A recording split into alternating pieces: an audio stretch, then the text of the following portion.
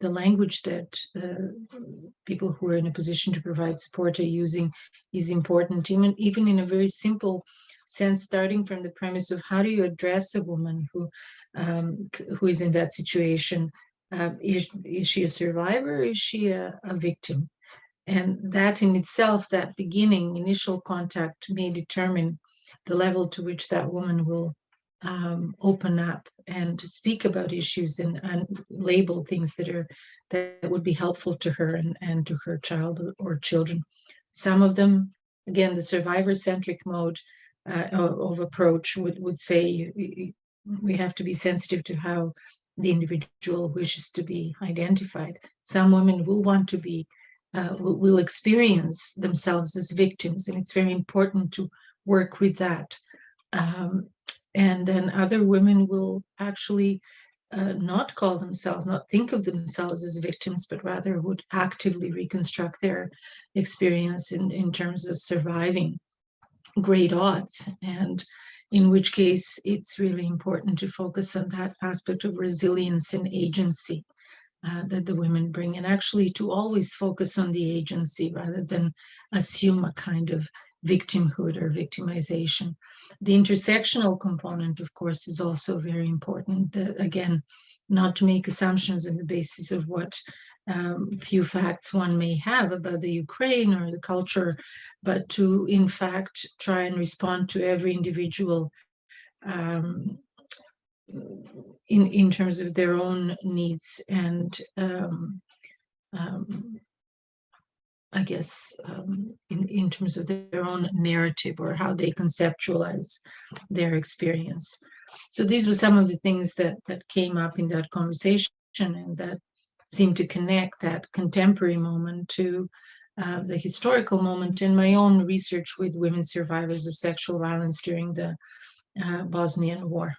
And I think the focus of the article for the journalist was on mothers and motherhood, and as a kind of a component of sexual violence during war, because a number of women may be pregnant as a result of being raped. And so that is a very not uncommon, again. And I've certainly looked at this in significant depth in relation to the women who survived sexual violence in the Balkan War. And I've actually worked with the children who were born of such violence in Bosnia. These are, we keep referring to them as children as a group. These are young people at this point who are in their late 20s.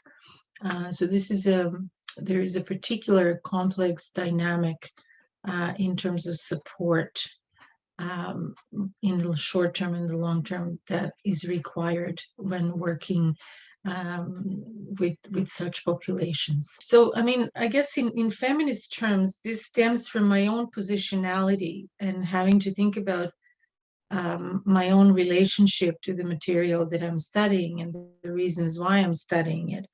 So the fact that I am a first-generation Canadian, that I arrived to Canada during the war in the Balkans. So I emigrated from the former Yugoslavia at the time in '92. And so this explains to, some extent my interest in the subject area, because I have left. However, I was 22 when I arrived. And given the fact that our formative years are important in terms of how, our vision of the world is evolving or is shaped, I think that, and given also the fact that I have now lived and worked in Canada as a first-generation Canadian for over 20 years, I have developed or have had to develop this kind of double vision, whereas, I have an understanding of the situations of women in a different geographic context that have helped me decenter, I guess, certain kind of nationalist discourses and certain power structures within, government and non-governmental sector because of that double cultural vision. And so that in itself embodies, I think, some of that dynamic of someone, a transnational scholar, a scholar who, like me, is positioned transnationally through her own lived experience. But then because of that, I am very sensitive to differences, cultural differences, because I've had to reflect on them over the years in a variety of ways, both through teaching and my own research interests.